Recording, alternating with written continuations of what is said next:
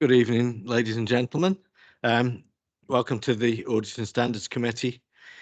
Item 1 then is apologies. I've received apologies from Councillor Lewis, who's been substituted by Councillor Rees, and also Councillor Burnett Bolton, who's been substituted by Councillor Parker. I seem to have a bit of an echo on this, but anyway.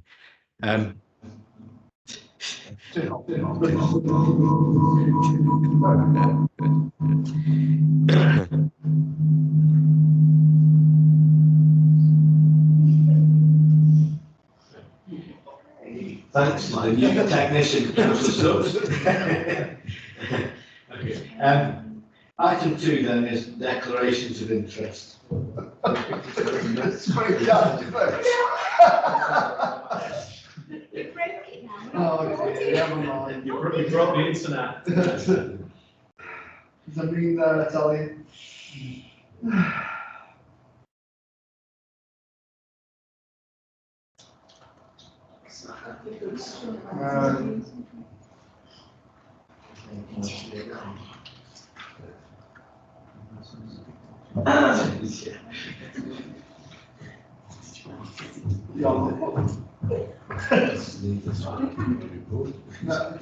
Next to where the cable comes in. Hey.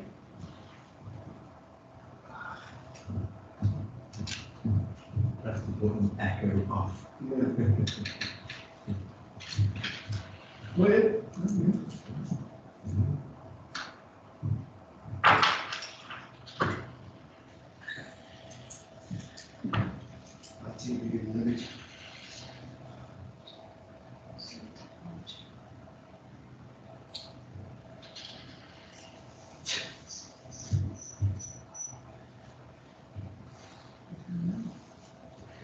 All right, well, we'll try this out and see how we get on. Item 2 then is declarations of interest. So does anybody have any declarations of interest that they need to make in relation to the business on the agenda? No? Okay, thank you. Item 3 then is the minutes of the previous meeting, pages 3 to 6 in the agenda. Is everybody happy that these are a true and accurate record of the meeting? Yes. Yep. Okay, thank you. Sorry. Yeah. Just to relate to the minutes, can I just thank the officers for the February report. It's mentioned in the minutes, and it was sent as I asked, so thank you. Oh, okay, yeah, thanks.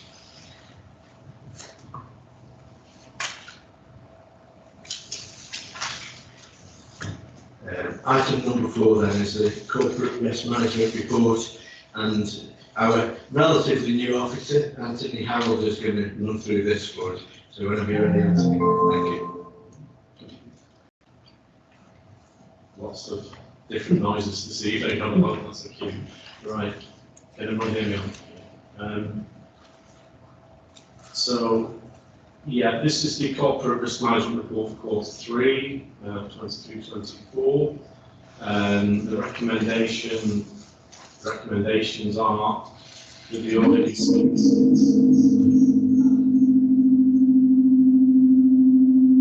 I carry on? Yeah, sorry.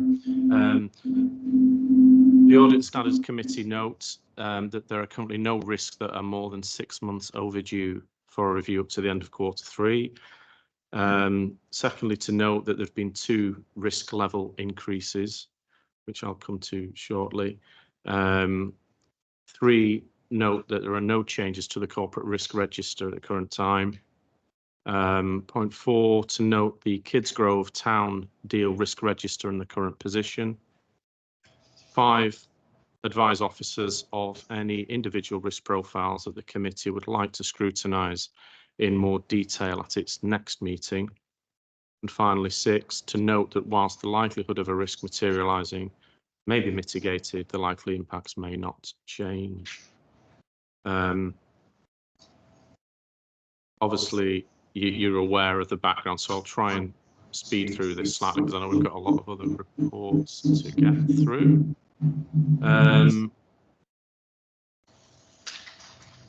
Section 1 is in relation to the grey system, which I'm sure you're all familiar with, so I'll skip over that. In terms of issues in paragraph 2, there are currently no risk reviews that are 6 months overdue in quarter 3. During the last quarter, 2 risks rose in priority to a medium D or a high E. The first is in respect of capacity in the Sustainable Environment Directorate, where the incidence of staff being asked to assist other areas is increasing. I'm informed by the director of that area. However, the staff capacity is decreasing. Point 2, the second risk is in relation to air quality, which I'm sure members will be fully conversant with in this authority, and that sits in the corporate risk register. Various partners are involved in managing that risk, and obviously some of those risks are out of our control. In terms of the corporate risk register, it's been reviewed and there are no particular changes. At the last meeting specifically, the issue of Kidsgrove was raised, and specifically the town deal for Kidsgrove. I would like to update members that further to the last review, talks are ongoing currently with various parties involved in the Kidsgrove station project. This is due to changes from the Coal Authority requiring liability insurance to be obtained before they will allow a permit for ground investigations to take place. The requirements in that regard changed after the funding and proposed plans were initially received, and this has obviously affected the timeline of progress moving forward. However, officers in our insurance team were approached, I'm advised, on the 22nd of December last, with information about the liability requirement. The council and a local MP, Jonathan Gullis, MP, were contacted separately by the Department for Transport and the Minister, respectively, stating that it is likely that the council should be taking on the liability requirements from the Coal Authority. This might seem quite a dry and boring point, but please bear with me. It's obviously significant in answering some of the queries that have been raised previously on this matter. Liability, as advised by the council's broker, cannot at this time be in the name of the council, as we do not have an insurable interest. So we're talking about a legal impediment, if I can use that term. Talks have taken place and are further talks are pending with the East Midlands Railway and also Network Rail, who are the owners of the land, and the Department for Transport, who are attending a meeting, I'm advised, next week to discuss. So the recommendation to members in paragraph 3 is that they note that there are currently no risks more than 6 months overdue up to the end of quarter 3. That members note that there have been, that should actually be 2, it's a typographical error, apologies, not 3 risk level increases. So 2 risk level increases to either a medium D or a high E. That members note no particular changes in the corporate risk register, apart from the risk rating increases identified above. And that members note the specific risk profile for the Kidsgrove Town deal, and that's supplemented by Appendix A in members' packs. That members advise officers of any individual risk profiles that the committee would like to scrutinise in more detail at its next meeting. And again, the point in relation to mitigation, if matters change. Obviously, it sets out in the report why we need to do this in terms of our compliance with the audit and risk management strategy. Reporting is undertaken in accordance with the RMS, and the legal and statutory implications are set out in paragraph 6. There are no differential equality impacts in relation to this report, and there are no resource implications arising specifically in relation to this risk profile. In relation to risks, major risks and mitigation, these are quite standard clauses, and I just invite members to read those in their papers, and the other points noted in the report. So I would commend that report to members of the committee and invite any questions you may have. Thank you.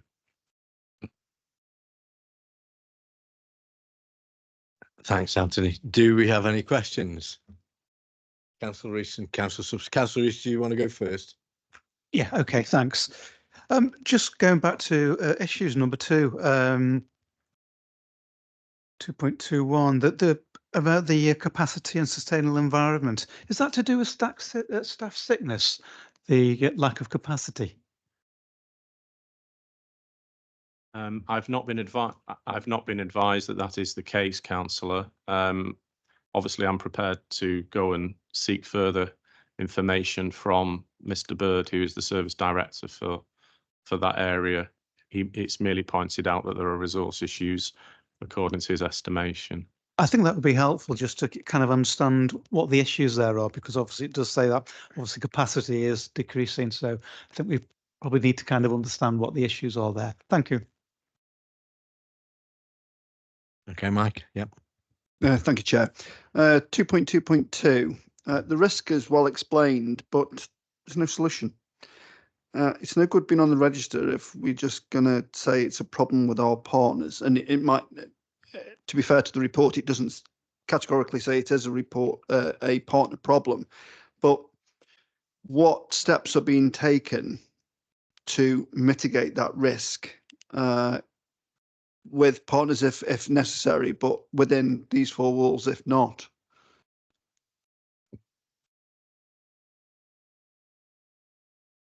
Yeah, I think Councillor, you do raise some serious points there that do need addressing.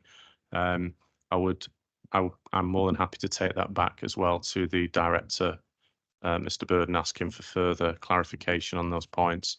I wouldn't wish to speculate because it's clearly not my report and it's not my directorate team, so I wouldn't wish to do so at this stage, but I will come back to you on those points. Thank you. Well, I've got another 4, but if Mark wants to go, that's Well then, Mark. Thank you, Chair. Only in relation to air quality, I know that for our end as an authority, the Cabinet had previously participated in a joint air quality group with the City Council. I wonder if the portfolio holder knows if that's still meeting, but certainly while it might not be within the scope of this report, my understanding is that we are doing what we can as an authority to mitigate that risk and to make it go away.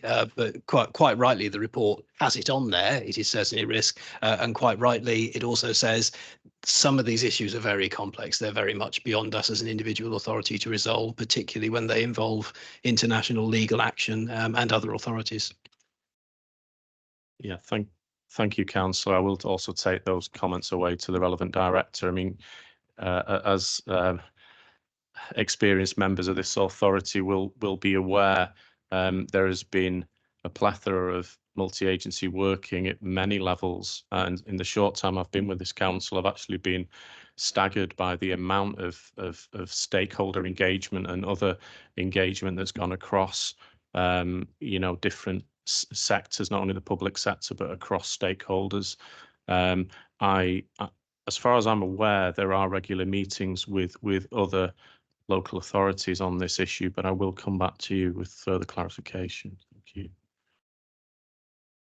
Mike, just before you carry on, can Steve say something? It's just answered to Mark. Yeah, they are. There's some County Council, the Borough Council, and Stoke City Council. I've got a regular updates on this. It's every 3-4 weeks we have meetings about this. Thanks, Steve. Mike, okay. Cheers, Paul. 2.4.3. So the local MP and the council obviously been contacted as early as the 22nd of December. I know not a lot would have been done over Christmas. I accept that. But I suppose my question is, why has a civil servant, because this will be a civil servant that's made this decision, sort of decided that the council should be liable, knowing full well that under insurance law, that's not possible. We can't possibly be responsible for something that we don't own. I just wonder what, and I suppose having the legal officer in the room, that seems a bit of a cop out at a civil service level. Am I right, or am I treading on thin ice? I'll just give you a bit of background on it, Mike. This has been ongoing since about March last year, when it was noted that the Coal Authority needed the works, the remedial works for the previous mining works to be dealt with under the railway station car park and around the railway station building. And at that point in time, the people who were going to do the works said, well, here's an estimate for what it's going to cost. So the first thing was that they had to then secure the funding for that. And then it was a case of who then has the liability. So this has been going round in circles, and they've been trying to get the DFT involved to get firm answers from people. And East Midlands won't take liability because it's for a 12-year period. So East Midlands won't, because their contract expires before that. Network Rail won't, because they say, well, it's your project, even though we get the benefit from it. It's your project, so we won't do it. But it's left the borough, and as has already been shown in the report, the borough doesn't have an insurable interest beyond the point at which the contract works are completed. So what's happened is that it's gone back to the DFT and various other people to just find a solution, because we've been kicking off about this for months, saying that, something has to be done, because at this moment there's no way forward. And so that's where those meetings are. And it's strange, but it actually got quite busy around Christmas time. I don't know whether it was a present to the borough, but that's the only time that we've really seen any progress. So it does appear that now some progress is being made so that they can find a solution. We don't know what it'll be exactly, but we are assured that they are looking to find a solution to it. Okay. I don't know whether you've got something further to add on that. Yeah. I think that's a very accurate summary. I've not personally been involved in the legal advice on this, so I'd emphasise, even if I had been, I'm not sure in this forum it would be the right forum to go into the specifics of the legals on it. Privately, I'm more than happy to come back to you, as individual councillors on that, should you wish an update on the legal position. But in terms of the chronology of where we are, I think the chair has given a very accurate summary.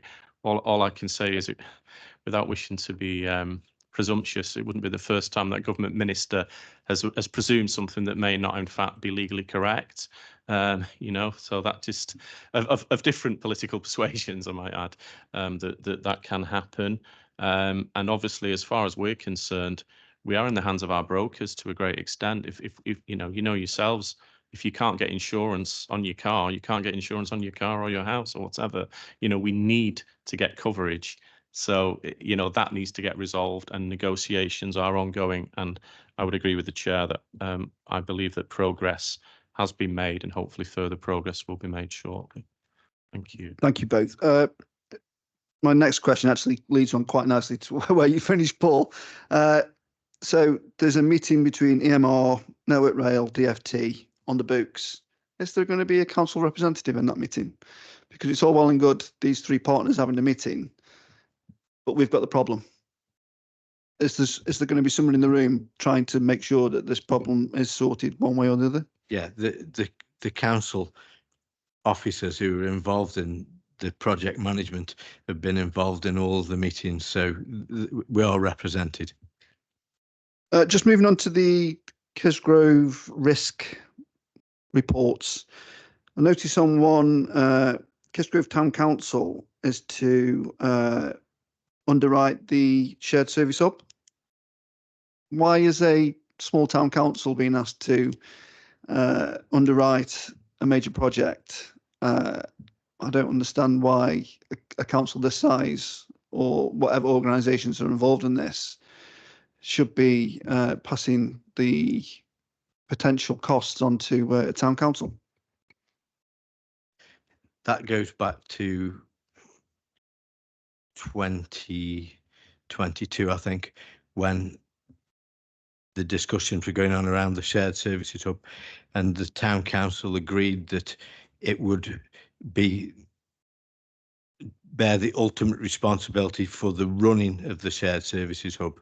So it's not the construction of it, it's the actual running of it. So when the shared services hub is complete, then a mechanism at that stage will have been finalised whereby a CIC or something actually runs it and takes responsibility for it. But at the time, the town council and the borough council were unable to take ultimate financial responsibility. So the town council stepped in as a backstop, and that was agreed at the March 2022 town council meeting. It's not envisaged that any liability of any significance is likely to come of it, but obviously it is a risk. Given that, Chair, so on the next item, it's still the shared services hub. There's a coal mining risk report due on the 29th of December 23. Has that report been received? Because it talks about the coal mining risk to the car park and there's detail about that. But on the shared services hub, and again, it makes sense with it being 200 yards away that the same mining problems would exist. Has the report that covers the shared services hub been received? And basically, what does it say? Because if we're told that there's going to be, the chance of there being some sort of underwriting issue is limited. On the same report, there's a mention of potential problems with coal mining. Yeah, my understanding of that particular report, again, that it involves drilling so that they can see if there's anything underneath it that needs to be remediated before they start building the building. If any particular issues were found, then I would assume, and this is only my assumption because I'm not involved in the project management of the actual building or anything, they would then have to look at any sort of remediating works before any construction took place. But given that the buildings that are in the immediate vicinity don't appear to have suffered with any subsidence or anything, I don't think they're expecting to find that. It's a relatively small building as well, so it could always be built on a raft or something. But I don't know whether they've received the report back or not. But I'll find out, yeah. Chair, that's me. Okay. Does anybody else have any further questions on this report? No? Okay, so can we all agree then that we've noted these reports and we'll move on to the next item? Thank you.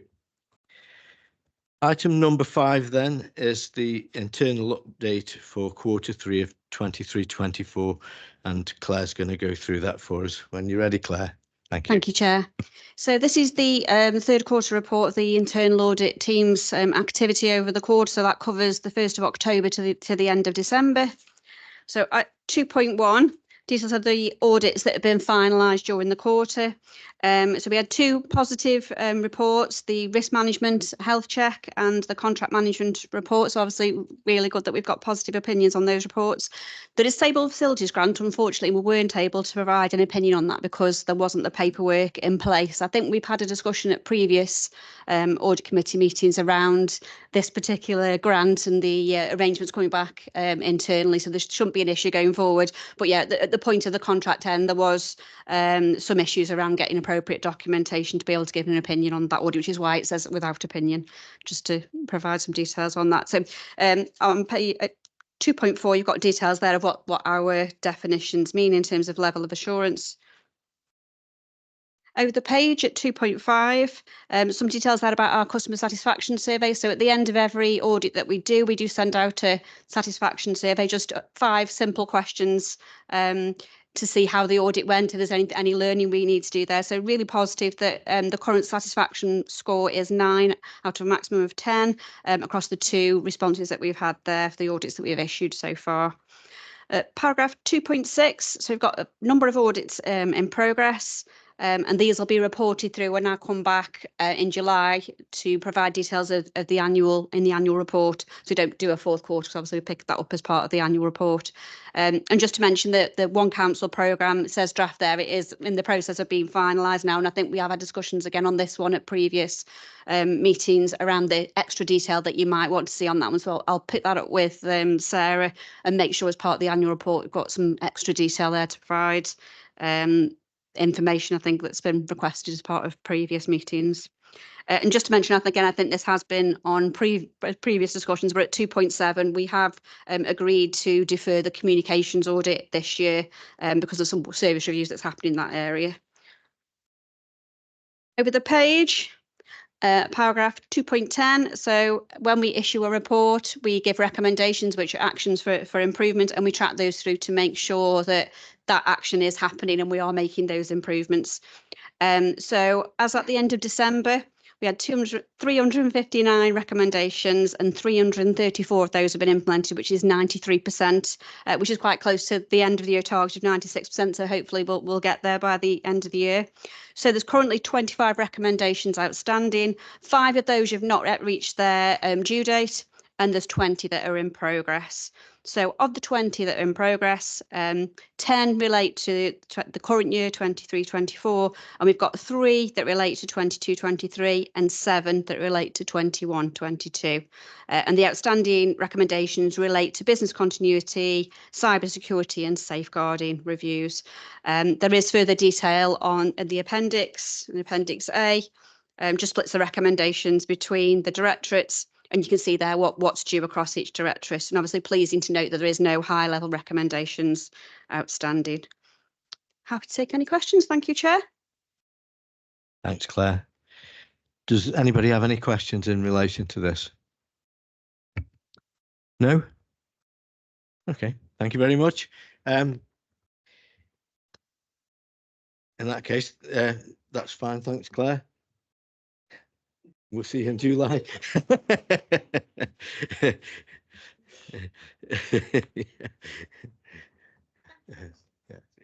Yeah, bye now.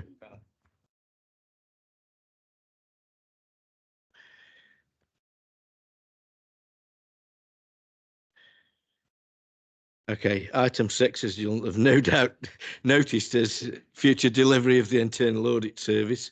Sarah's going to give us a quick talk on this, as there isn't a huge amount to say, but it's with you. Thanks. Thank you, Chair. Yeah, so this is a report about the provision of the internal audit service. We've been with Stoke for the last 4 years. Going back, we originally had a contract with them for a 3-year service provision for the internal audit and the counter fraud function. We extended that for a year because of COVID, and we just thought, well, we've been with Stoke for 4 years now, it's time to do a proper procurement exercise for value for money reasons, really, just to check, to gauge where we are on that contract. So back in November, we completed a procurement exercise for this service provision. We had quite a good response. There was 6 tenders that we received, evaluated those, and the outcome was that Staffordshire County Council have secured the provision for the internal audit service starting from the 1st of April 2024 this year. That's obviously why Claire left the room, obviously, because it's a bit of not a conflict of interest, but sort of sensitivity around the service provision. I would like to say a big thank you to Stoke for the service provision it provided for the last 4 years. We've had no problem and no issues with the service provided. It's just solely down to cost during the through the procurement exercise. Happy to take any questions at all. Not a great deal as the chair, so I can kind of say in this report, but that's where we are. Thank you. Okay, thanks, Claire. Sarah. Anybody got any questions on this? Yeah, Mike. Is there opportunity for members, even if it's under Chatham House rules, to review this exercise? can certainly have a private discussion with you over the results of the procurement exercise. It was the scoring was split 50% for quality of service, 50% for price. So, but yes, I'll happily have a chat with you about that. Chair. I understand it was very close, but at the end of the day, sometimes it's not a bad idea to have a change of provider for things like audit in any case. But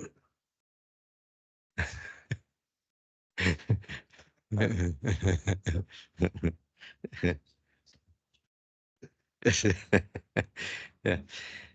So, okay. So the next item then is the value for money audit report. And just before we start on this, I'll just mention to you, Sarah obviously has had several discussions with the new auditors because they've already started work, haven't they? They've done some preliminary work. The audit manager who will be taking charge of our work for KPMG is a guy called Richard Lee, and I had quite a lengthy conversation with him last week. So they're all working at the Manchester office, so they're not coming from Ireland or anywhere, so there shouldn't be any difficulties with anything like that.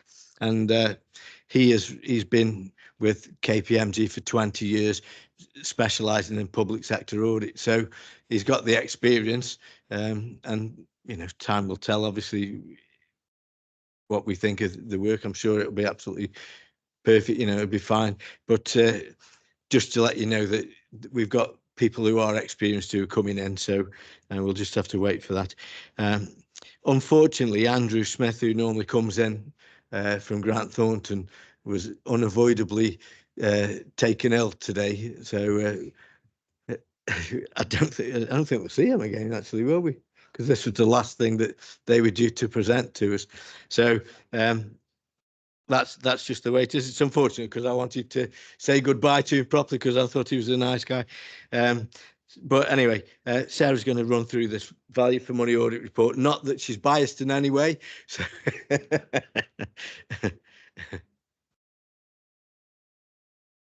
Thank you. So this is the annual auditor's report, including the value for money report. So it's if I draw your attention to page 31 of your agenda pack. So there's three areas of criteria that they've reviewed the council on. So financial sustainability, governance, improving economy efficiency and effectiveness. I'm really pleased to say that all those three areas, there is no significant weakness in arrangements identified by carrying out. So it's all green, all good, and we're travelling in the right direction. In relation to the financial sustainability, there were two improvement recommendations that Grant Thornton made. They relate to the capital budget and the level of our reserves. In relation to governance, there was an improvement recommendation relating to the presentation of strategic risk to Cabinet, and they didn't make any improvement recommendations in respect of the improving economy, efficiency and effectiveness. I've had quite a few conversations with the auditors over those couple of improvement recommendations that they've made. So if we just have a little look at those in turn. So I think it's on page 40 of your pack is where the improvement recommendations are just summarised there. So the first one being that they recommend that the capital budgets be more closely aligned with the realistic expectations of actual expenditure, and that the reasons for by Cabinet and other committees. I'm quite happy for this to be completed. This is, I suppose, in respect of the capital programme. Obviously, we have quite a lot of projects in our capital programme at the moment.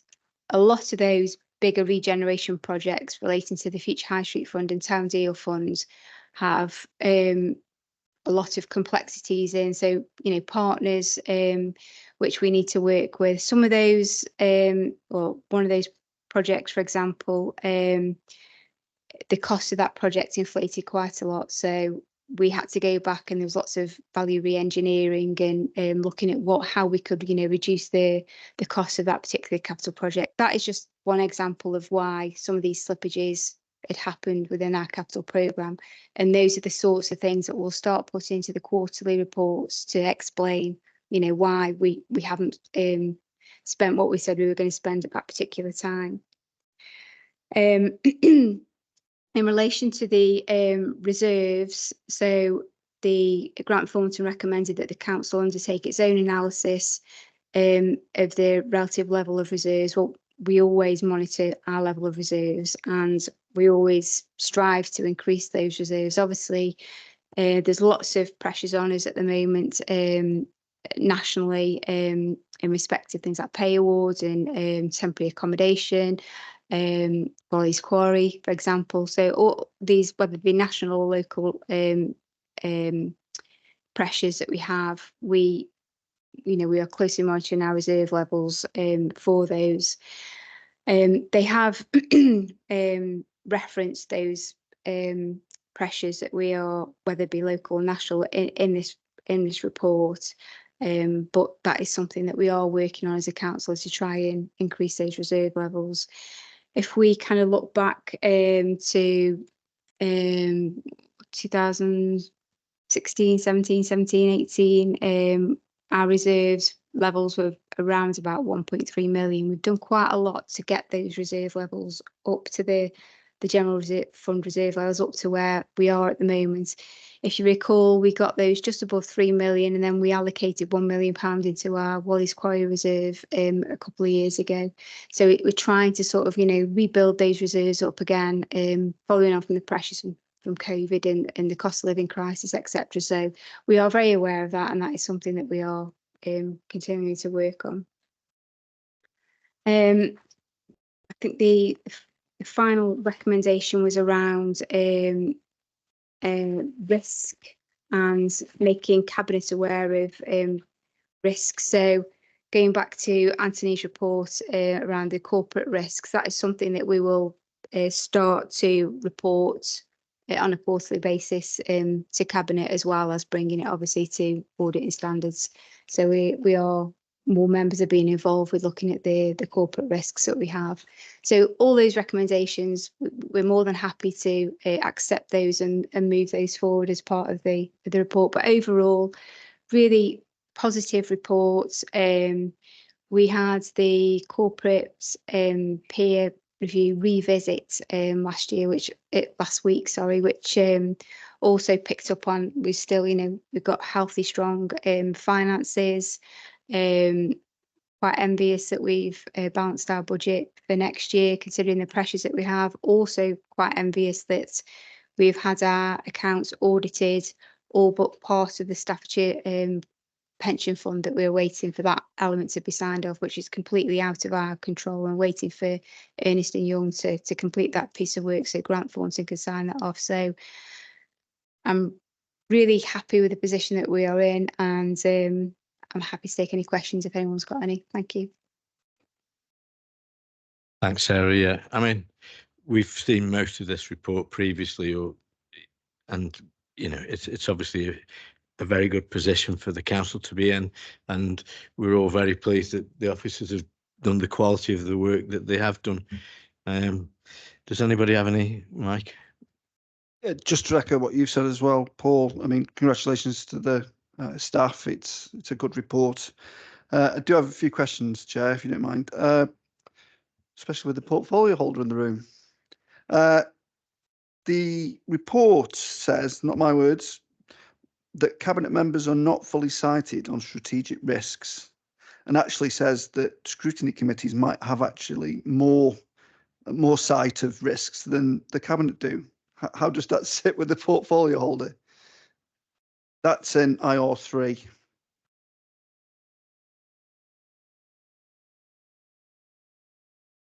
It doesn't really say that well. I mean, we have weekly meetings with Sam and Mac, and anything like this get brought up then. So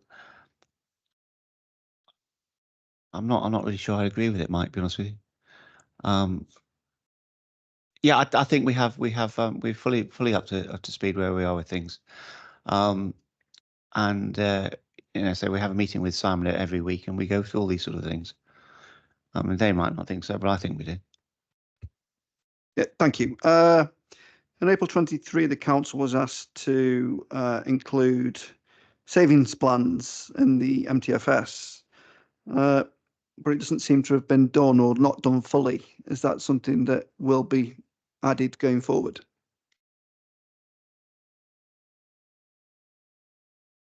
The previous recommendations, have they been done? Have they not been done? Section. It's near the end of the report.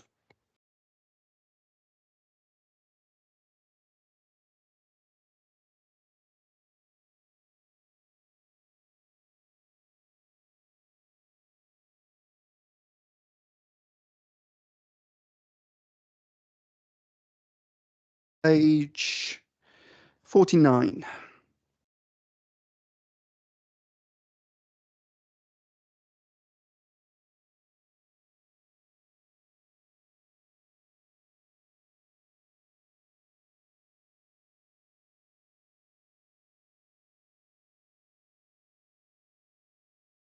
Chair, is it okay if I come in on this for a second? Yeah.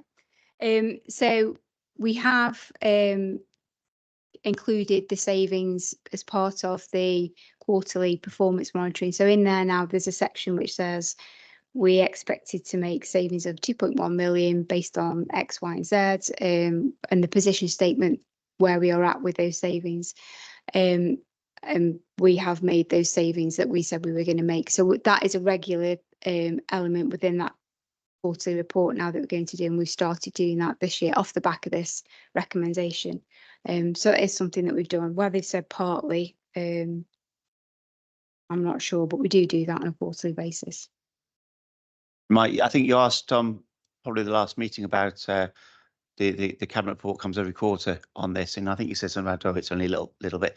Well, it's not. It's pages long now, 3, 4, 5 pages. So it'll be on now on Wednesdays. Have a look at it. It's all there. There's loads and loads of information there. I suppose there's a certain time lag with these things as well, because by the time this report came to the council in the previous year, you're probably 3/4 of the way through the year in any case. So it isn't always possible to implement the things if they haven't been discussed previously.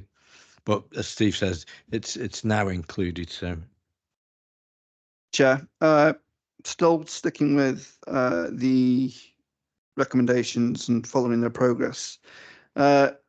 Again, in April 23, at least 2 independent members to be added to the committee. Now, I'm not aware this has happened, but I am aware that the recruitment has started because I actually shared it. Probably the only person in the whole of the borough that did share it. But is there any progress in that? So like you said, we are actively trying to recruit 2 independent members. One who's sat behind you at the moment is sadly leaving us. A huge thank you to Phil, who's assisted us over the last number of years. We are advertising. It is a voluntary position, and I'm not sure we've had any interest yet, have we, Anthony? Yeah, told we have. Doesn't mean we haven't. But yeah, I'm optimistic that we will get interest. Yeah, so we are actively seeking 2 members. It's one for me, Chair. One of the points made is, are we overestimating the value of our land and buildings as highlighted in the opinion on the final statement? It basically makes a comment that because it's within a certain percentage, we've chosen to leave it in. Are we comfortable with that? You know, if we know that, I think, is it 230,000? Yeah. If we know that that figure's wrong, why didn't we correct it when we could, rather than just leaving it in a audit report? What the auditor is saying is incorrectly. That figure isn't wrong. It's a judgment thing. So the auditors will come in and they will look at They will test the valuations that we've made on our land and buildings. They will use an indices which doesn't really take in the local factors, our area. We have in-house valuers who are very experienced and who have valued our land and buildings for 20 plus years and know all the local factors that play into that valuation. So yes, there's always a range of what you can fit within. If we feel that our estimates are more accurate than what the external auditors are providing, then we will stick with our own estimates. So that's why we haven't changed it. Chair. I recently was involved in somebody selling a house, and 4 estate agents came round, and there was more than a 20% difference between the figures that they advised. And it's always the same with these things, that somebody will give one figure and somebody will give another figure. And I think as long as the figures have been obtained through legitimate methods, then we can always expect these things. I mean, we did have an issue a few years ago where the tables were wrong, so it was all the figures were skewed, and that was a mistake. But in this situation, it's just a matter of opinion. So, good question, but I think if Sarah says it's right, it's right.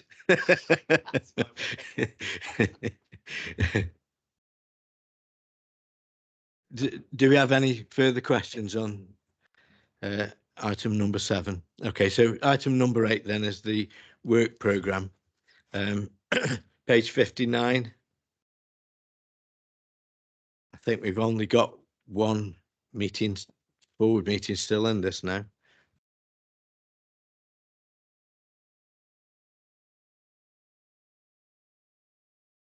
Okay, yeah, so we have a meeting on the 22nd of April, where we go through the internal audit charter.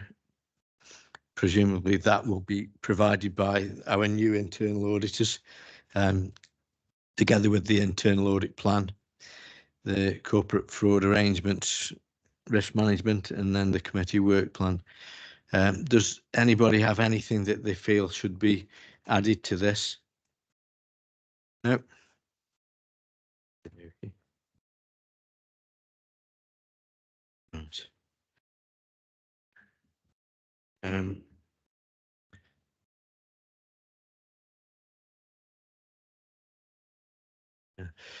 Phil, you must excuse me. I knew that you were leaving, but I wasn't sure whether this was your last meeting. So if this is your last meeting, I'd just like to thank you on behalf of all the audit committee and the councillors, because you've been around here as long as I can remember. So thank you very much for taking part, and it's been good to have you here, and good luck in the future. I think I'm with you till April, I think. We'll say this again in April then. Thank you. We've not been advised of any urgent business, so thank you everybody for your attendance, and I'll see you next time. In fact, I'll see most of you next week anyway. Thanks very much. Good night.